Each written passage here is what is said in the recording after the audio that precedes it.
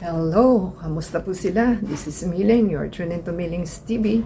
Tayo po'y happy today at na-fast track po ang ating hinihintay na delivery. So yan po ang ating isi-share sa inyo. May item po tayo na purchase dahil emergency. Kailangan na po natin ng ating item. So ito po is walker for elderly. Adjustable adult walker daw po. 2 wheels, may wheel siya. May pang shower na toilet 2-in-1 at meron po tayong pang CR na pwede po siyang upo doon sa ating chair. So ito po is foldable walking po ito. Steel daw po ito with 300 kilo ang ating item na pwedeng gumamit. So mahal po ang ating delivery. So nangyari po sa delivery natin is 97. So meron po tayong Lazada voucher na 50, meron po tayong shop voucher na 15. Kaya from 1,999 naging po siya, naging 2,011.01. So fast delivery po ito kasi kapon lang natin in order at pina-fast track po natin dahil kailangan na po, dahil more than 1 month ng ating kasama na hindi po makalakad. So yan po ang ating problema. So yan po ang ating item na i-haul. Tayin lang po natin. So yan po ang ating items at ating pong sanitize. Maligas-gas po ito. Dapat po ganyan na yung gawin dahil kita nyo, puro sa alikabok at po ito. So ating pong buksan. I-try na po nating buksan. May hihirapan po tayong buksan na mabigat po kasi.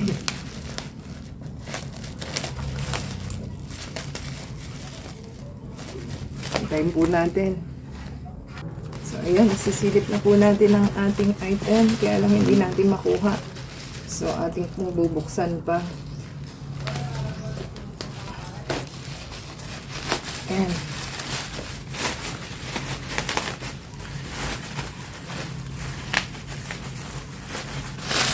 Yan na po yung ating item. At ating hihigitin na lang po. Hindi pa rin mahigit. Dali. So, ayan po ang ating item. At yuki-yuki na. Ay, nako.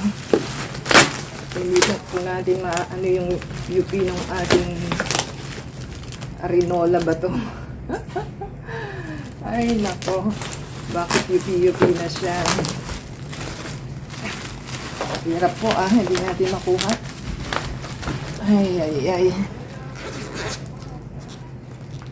Parang yung ating damage yung ating arinola. Arinola po kasi ito plastic siya. Sana maibalik sa forma. So yan po ang ating item. So hirap din pong buksan. Try po nating i-open. So ating alisin pa po itong plastic. Ay ay ay. Mahirap So, kuha na po natin ang ating arinola. Arinola pa more. Ayan, kita nyo po. Dented na siya. So, sana po okay siya. Ating pong tignan kung mai-mold pa natin siya. Ganyan, deform na siya. My gosh. Ano ba ito? Bakit ganito? Ay, ay, ay. Deform. So, yan po yung ating item. Ay, ay, ay. So, yan po yung main na ating item. So, hintayin lang po natin. So, ganyan po yung ating main na item na ating nabuksan. Hintayin po natin. So, ito po yung ating wheels. May wheels po kasi ito. So, ito po ang wheels. Yan.